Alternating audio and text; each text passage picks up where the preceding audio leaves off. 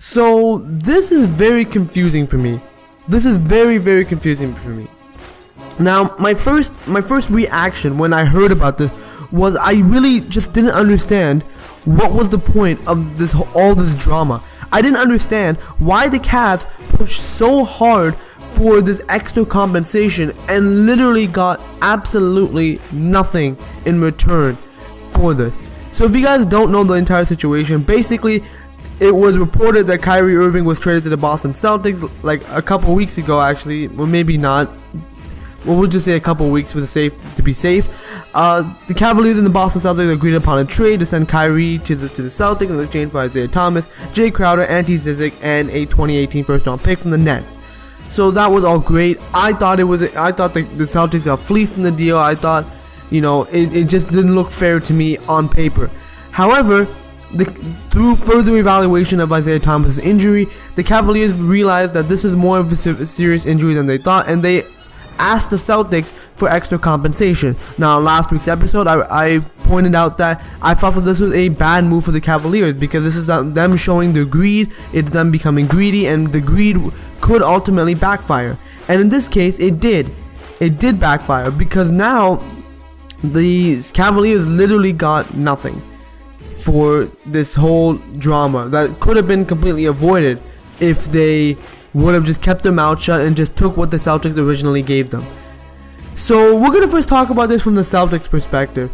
So from the Celtics perspective, this was the best case scenario for them, as they did not want to give up any more valuable assets in this deal. I already felt that the Celtics gave up just way too much for this trade to begin with. I mean, they gave up their superstar, they gave up their best role player, they gave up their best pick, all for Kyrie Irving. So I already thought the Celtics gave up too much for Kyrie Irving, and giving up another asset without any compensation coming back would have been just unfair. And again, I'm quoting exactly how I said it in last week's episode. I would have called Danny Ainge an idiot had he given up one of Jason Tatum or Jaylen Brown in this trade without anybody coming back to Boston. It would have made no sense to me because it would have been ultimately resulted in the Celtics getting fleeced and the Cavaliers just winning this entire trade. So from that point of view, the Celtics really got off easy here. They really lucked out because they were only able to give the Cavaliers a second-round pick for them to say okay to the deal. So from that point of view, the Celtics ultimately won this standoff here because they were able to get out of this without any harm coming their way. So now flipping it back over to the Cavs' point of view. So again, from the Cavs' point of view, it makes no sense why they went through all this trouble. It really doesn't. I mean, if you are Dan Gilbert and you are pointing out this fact, thinking that, oh, maybe the Celtics can give me a valuable asset, you should be getting a valuable asset in return. Otherwise, then there's no point. If you go through all this trouble, all this drama, all this chaotic situations, all for literally a second round pick, it makes no sense to me.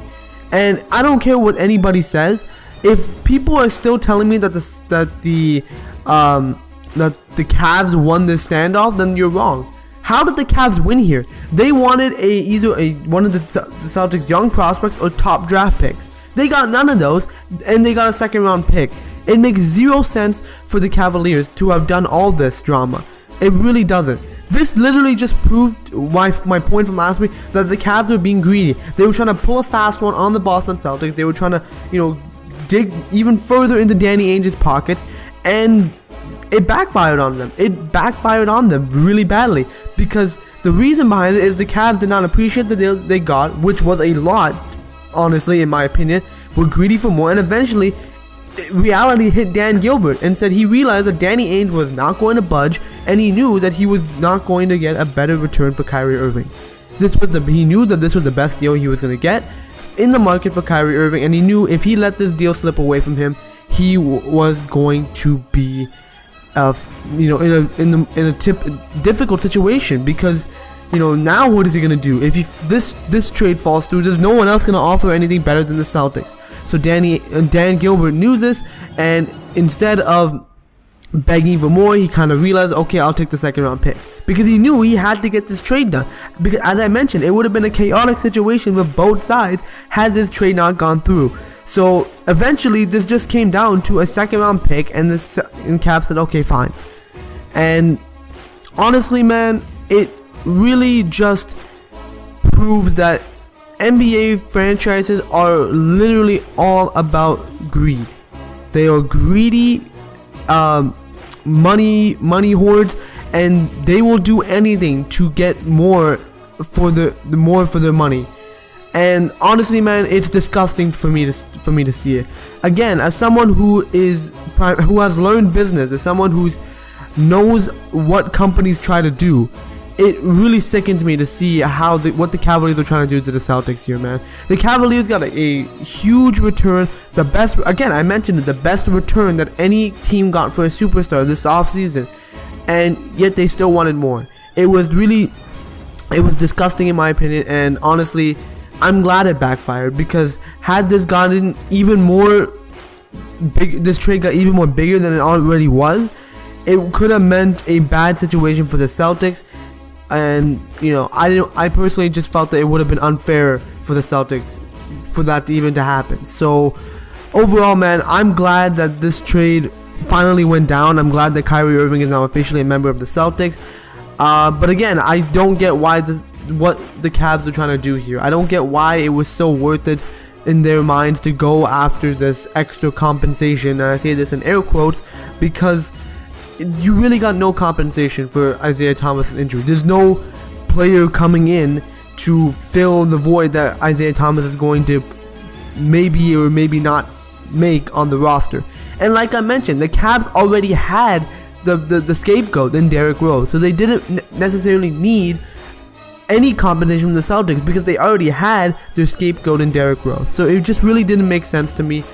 But overall, man, I guess things worked out in the end, and both sides are happy with what they got. So again, we're just going to see what happens. We're going to see how this will play out. Again, I'm still sticking by that the Cavaliers won this trade, but again, we're going to have to see for ourselves, and hopefully we'll see what happens.